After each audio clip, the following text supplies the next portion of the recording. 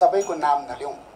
त्यसैले हामी उत्तरमा चीन, दक्षिणमा भारत, 1.5 अरब 1 अरब 50 करोड र दक्षिणमा 1 अरब 37 करोड जनसङ्ख्या भएको दुई देशको बीचको एउटा चाहिँ स्वतन्त्र सार्वभौम मुलुक नेपालको साँच्चै नेपाली आत्मा साक्षी राखेर नेपालको आत्मा म अहिले तपाईहरु समक्ष प्रकट हुँदैछु। सभापतिज्यू, जसरी महिलाले आफ्नो सन्तान जन्माउँदाखेरि एउटा निश्चित समय पार गरेर सन्तान जन्माउँछन्, ठिक ढङ्गले डेलिभरी दिनुहोस्। नारीले, आमाले बच्चा जन्माउँछिन्। डेलिभरीमा ध्यान दिएन भने, त्यो डेलिभरी प्रसव पेठामा ठिक ढङ्गले ट्रिटमेन्ट भएन भने आमा मर्न सक्छ। बच्चाको कुरा नगरौँ, बच्चा जन्माउने आमाको मृत्यु हुन सक्छ। यसलाई हामीले अलिकति गम्भीरतापूर्वक लिनुपर्छ भन्ने मलाई लागेको छ।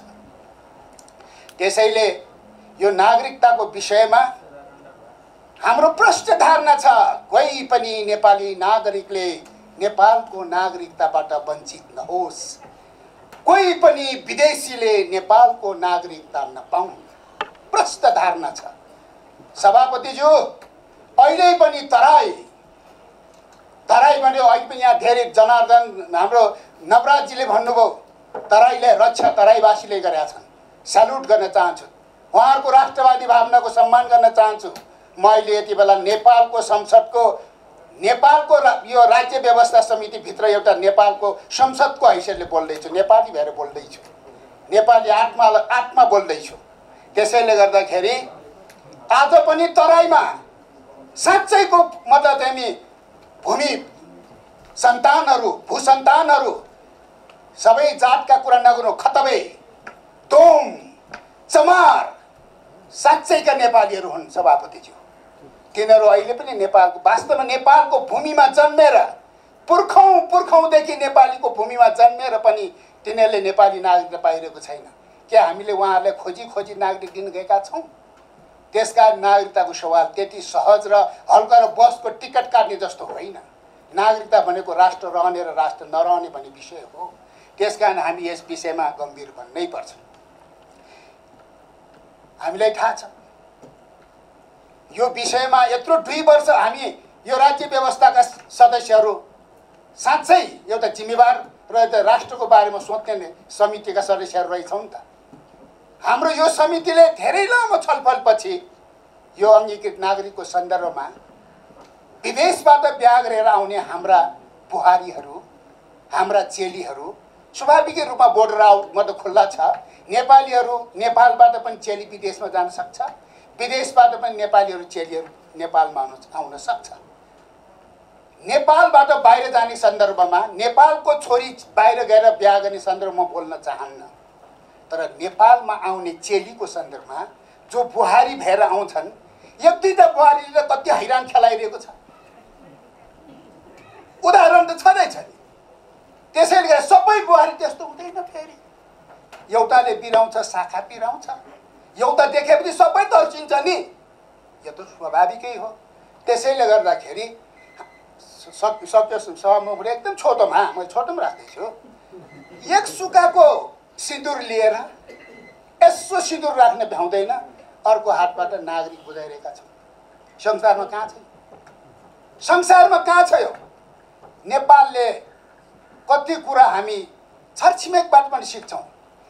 हामीले सिकेको कुराबाट छिमेकले चित्त दुखाउँदैन। छिमेकीले त झन् गर्व गर्छ, हामीबाट सिक्यो नेपालले भन्छ। भारतमै 7 वर्ष रहेछ हाम्रो चेली गएपछि दिँदाखेरि, अब हामीले पनि 7 वर्ष गरेर त भारत त झन् खुसी हुने पर्यो। हो, नेपाल नै सिक लिया भन्छ। हामीले के गर्यौँ? राम्रै त गऱ्यौँ नि। यो पनि फेरि हामीले त सभापतिज्यू तपाईँ मार्फत सिङ्गो राज्य व्यवस्था समिति तर्फबाट नेपाल कम्युनिस्ट पार्टीलाई धन्यवाद दिन चाहन्छु।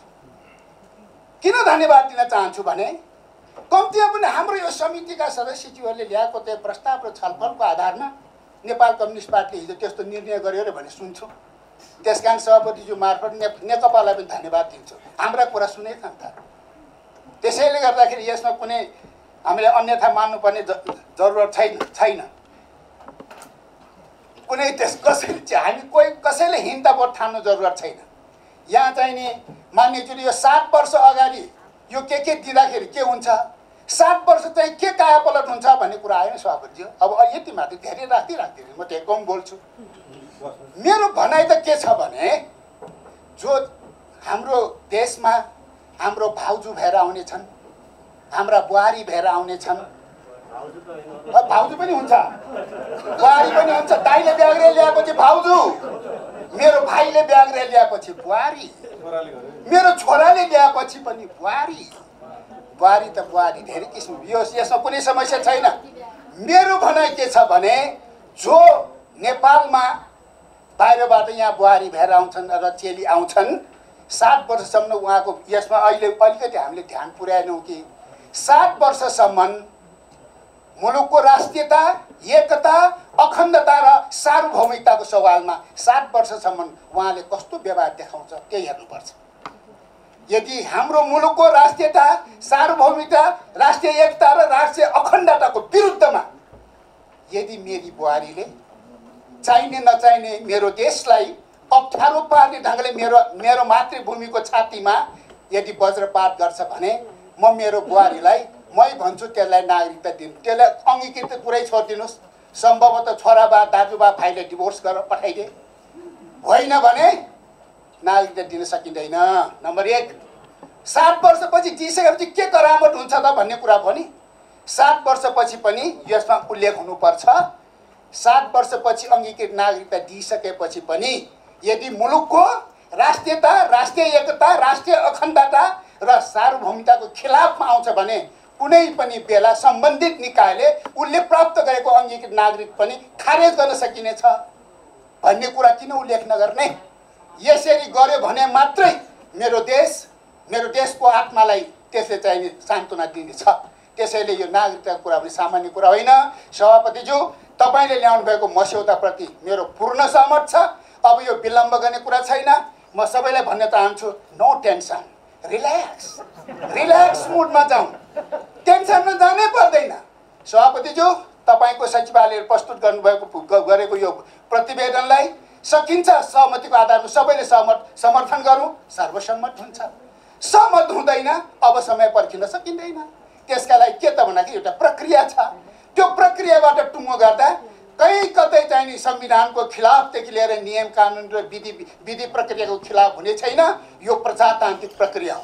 सक्दा सहमतिमा, नसक्दा प्रक्रियामा, त्यसपछि मतमतान्तरमा, बहुमत र अल्पमतमा पनि यसलाई टुङ्ग्याउँदाखेरि कोही साथीहरू अल्पमतमा पर्दा चित्त दुखाउनु पर्दैन, कोही साथीहरू बहुमतमा पर्यो भनेर घमण्ड गर्नु पनि पर्दैन। विशेष परिस्थितिमा टुङ्ग्याउने विधि प्रक्रिया छ। त्यो प्रक्रियामा अगाडि बढाउन सभापतिज्यूलाई चाहिँ के सहयोग गर्नुपर्छ हामी तयार छौँ। प्रस्तावित यो प्रस्तावप्रति पूर्ण समर्थन जाहेर गर्न चाहन्छु। धन्यवाद। खालका समस्याहरू उत्पन्न भएको छ, त्यस कारणले यसलाई एउटा टुङ्गोमा पुग्नुपर्छ भन्ने हामी सबैको साझा धारणा हो र त्यसलाई टुङ्गोमा पुर्याउन, सहमतिमा पुर्याउन बार हामीले छलफल गऱ्यौँ। धेरै पटक बैठकहरू स्थगित भए, सहमति हामीले प्रयत्नहरू गऱ्यौँ। फेरि पनि हामी आज पनि त्यो प्रयास त गर्दैछौँ, तर पनि यहाँ आइपुग्दा समस्याहरू यो हाम्रो देशको नागरिकको अथवा हाम्रो आफ्नो राष्ट्रियतासँग सम्बन्धित पनि छ, नागरिकसँग सम्बन्धित पनि छ। मान्यज्यूहरूले भनेको कुरामा म पक्कै पनि सहमत छु। यो व्यावहारिक पनि प्रश्न हो, यो राष्ट्रको प्रश्न पनि हो, सबै प्रश्न यहाँ छन् र हामीले यही सहमति गर्ने प्रक्रियामा 7 वर्षको कुरा आइराख्दा त्यसले पार्ने असरहरू त्यति बेलासम्म कसरी समाधान हुन्छ भनेर हामीले उपधारा 1 ख उपधारा 1 ग पनि हामीले यहाँ थपेको कुरा पनि विशेष चर्चामा हुन आवश्यक छ कि त्यसमा पनि हामीले थपेका छौँ, भनेका छौँ कि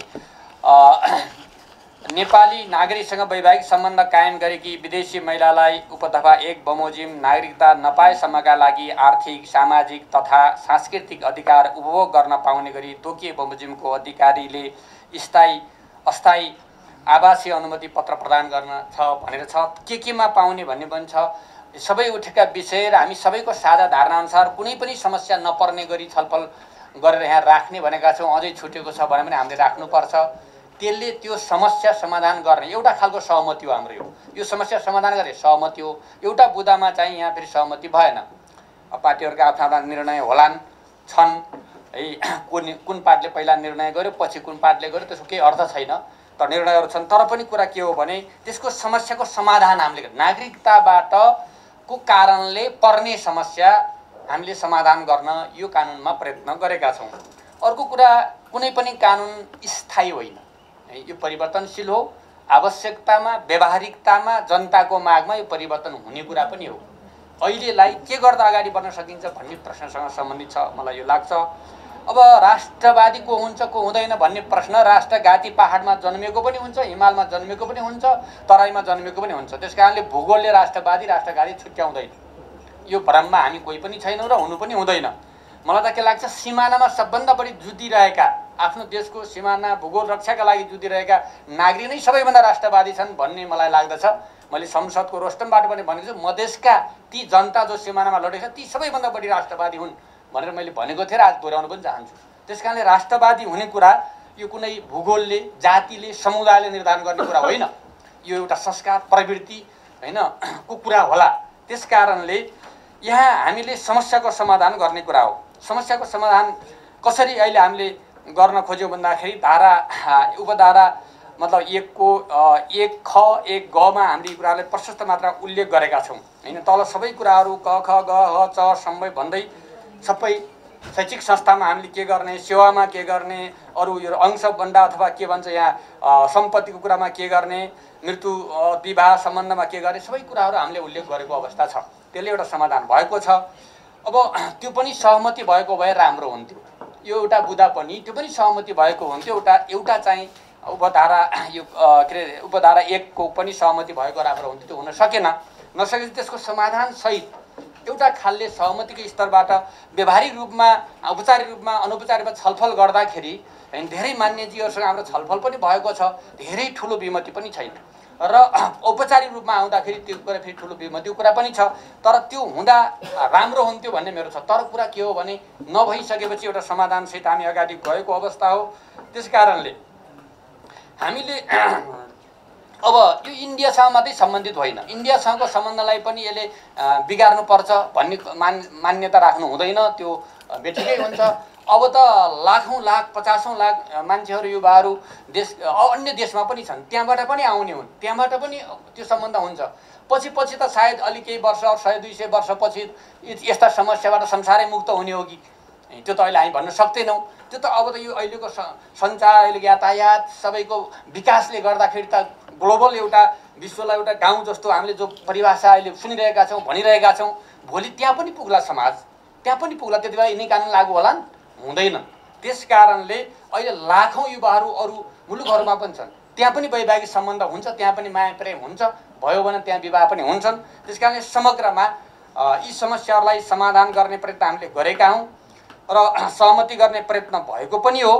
र हुँदाहुँदै त्यो हुन सकेन, एउटा थोरै अंशमा हुन सकेन, अरू धेरै जसोमा हामी सहमति हामी पुगेका छौँ।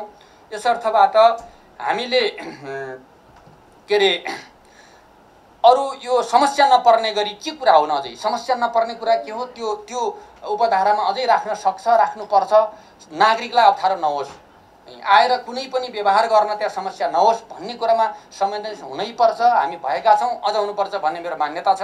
त्यस कारणले यसलाई अब समुदायहरूको माग कुनै भूगोललाई ताकेर पक्कै पनि हामी छलफल गरिरहेका छैनौँ। कुनै समुदायलाई ताकेर गरेर त्यो गरिएको छ त्यो एकदम बेठिक हो, त्यो गर्नु हुँदैन भन्ने मेरो मान्यता छ।